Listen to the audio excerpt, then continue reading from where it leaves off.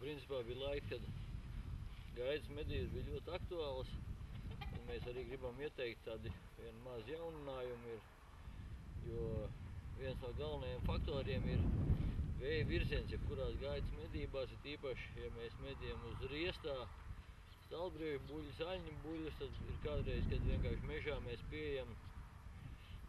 iziem kaut cirsmā vai arī kaut kādā aizaugušās pļavās, un tas vējš tik minimāls dažreiz, kad nemaz nevar saprast, cik viņš ir liels vai ne. Un tāpēc mēs iesakām tādu variantu, kas nāca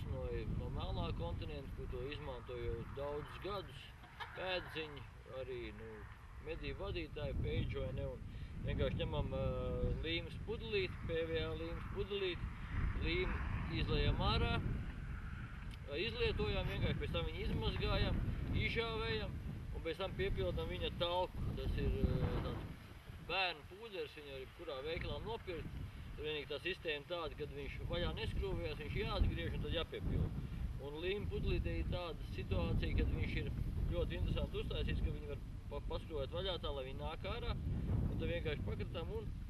mēs redzam, ka dotā momentā vējš ir stingrs vai ne, un mēs varam redzēt, kā, mēs varam jūtam viņam pa tā seju, bet dažreiz vējš ir ļoti minimāls vai ne, un tad vienkārši tā mēs varam pārbaudīt vēja virzienu, jo kādreiz arī viņš ļoti būtisks ir kaut kādās situācijās, tādās ekstremālās vai ne, vai arī jūs ejiet un redzat to dzīvnieku vai ne, tad jūs pārbaudiet, lai pārliecinātos, vai jūs variet lēni, prātīgi to tālāk medīt un bez nekādiem uztraukumiem. Tas tāds jauninājums un pavisam elementāra lieta, pavisam vienkārši izdarām ir, kas nesīs jums, protams, veiksmi un visu pārējo. Protams, par tām stalbriežu medībām mēs gribējām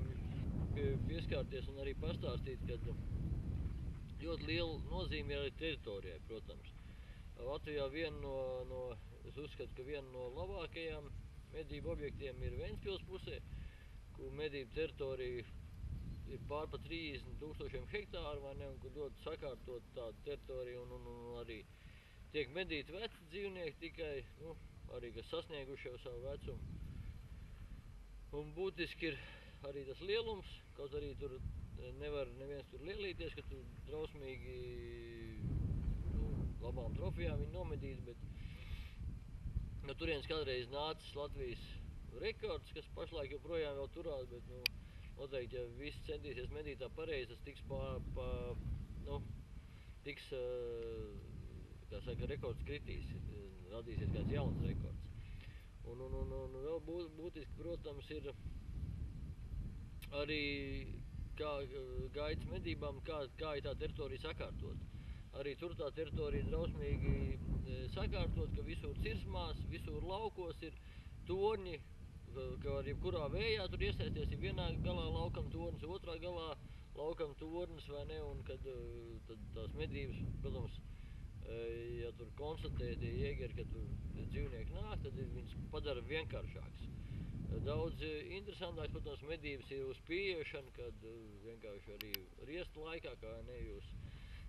jūs ejiet pa mežu vai pa cirsmām vai ne, vai aizaugušam kādām pļavām un labieties klāt tam dzīvniekam, tad tās emocijas ir daudz lielākas, protams.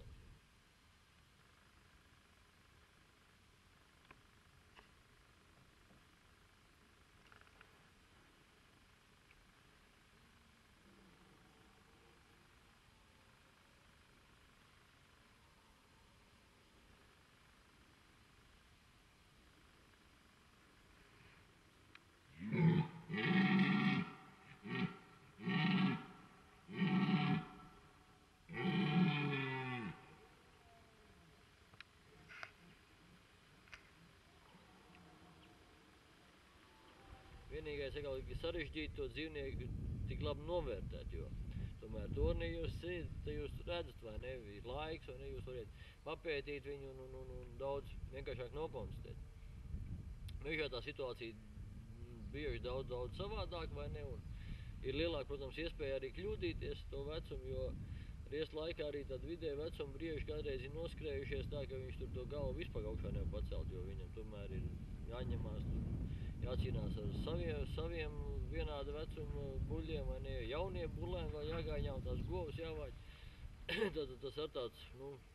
sarežģīts process, vai ne, bet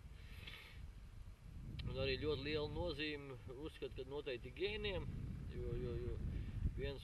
to arī pierādījuši tādi ir cilvēki, kas audzē dārzos tos briežus, vai ne, kad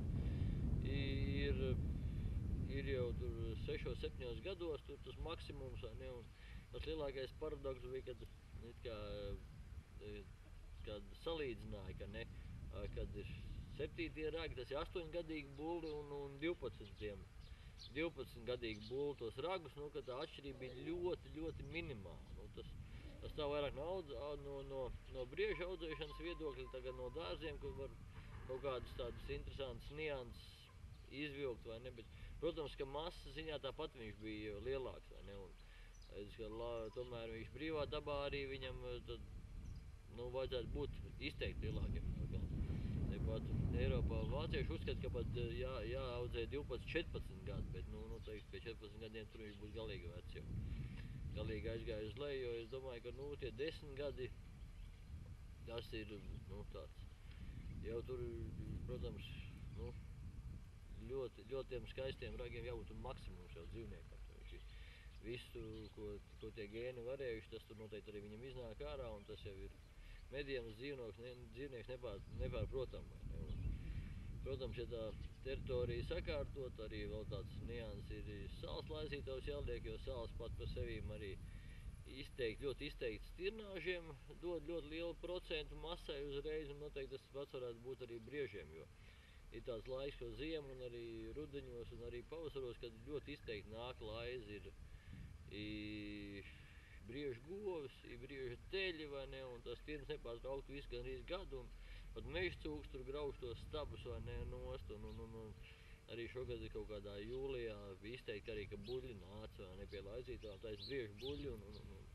laizīto sāli, vai ne, kad bija vēl viņiem, pandi nebija vēl ragi notīrīti, bet viņi jau tur nāca un laizīja, noteikti tas taisni tai augšanas procesā, tas ir